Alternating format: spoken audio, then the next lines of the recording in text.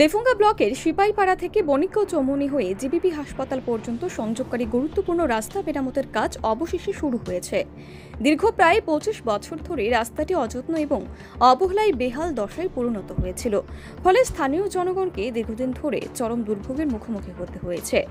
স্থানীয়দের দাবির পরিপ্রেক্ষিতে ত্রিপুরা স্বশাসিত জেলা পরিষদের 14 নং বোচংনগর ওয়াকিনগর কেন্দ্রের এমডিসি তথা executive member EM Runial Debbarma নিজে রাস্তাটি পরিদর্শন করেন এবং দ্রুত মেরামতের আশ্বাস দেন। তার উদ্যোগ এবং তৎপরতায় অবশেষে রাস্তার সংস্কার কাজ শুরু হয়েছে। রাস্তাটি মেরামতের দায়িত্বে থাকা এডিসি PW দপ্তরকে ধন্যবাদ জানিয়েছে স্থানীয় বাসিন্দারা। তারা আশা প্রকাশ করেছেন, কাজ সম্পূর্ণ হলে জিবিপি হাসপাতালে যাতায়াত সহ দৈনন্দিন চলাচলে যে ভোগান্তি ছিল তার অবসান ঘটবে।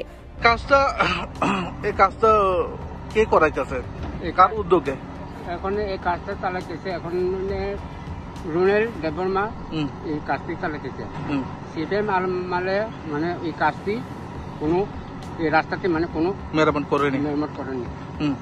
এরপর এখানে রুনেল আছে, রুনেল আওয়ানোর পর তারপরে কাজটি চালু।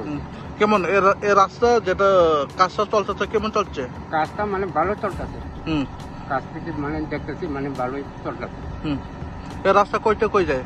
ওটি যুবতার হচ্ছে ওটি মানে গামছা কপড়া, ওটি গামছা কপড়া মানে জিবি সব দিকে মানে সব দিকে কানেকশন আছে নাকি? আপনারা এখানে মতামত এখানে EM রুনেল দেববর্মাকে কি বলবে? রুনেল দেববর্মা যখন এখানে ভালো কাম করতেছে, এই যে রাস্তা আগামী দিনে কাজ করার জন্য কিভাবে আগামী দিনেও রুনেল যেমন এইভাবে এখন যে কাম চালাইতেছে, ভবিষ্যতে আগামী দিনেও তাইও মানে এইভাবে ভালো রাস্তা করতে পারবে। আপনার নাম? Sukurmoni Debbarma. Bureau report, PV North east.